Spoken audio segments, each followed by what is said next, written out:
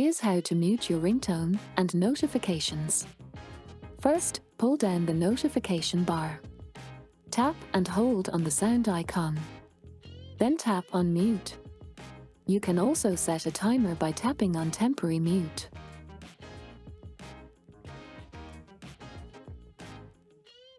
Alternative way is to click on the volume key on the side.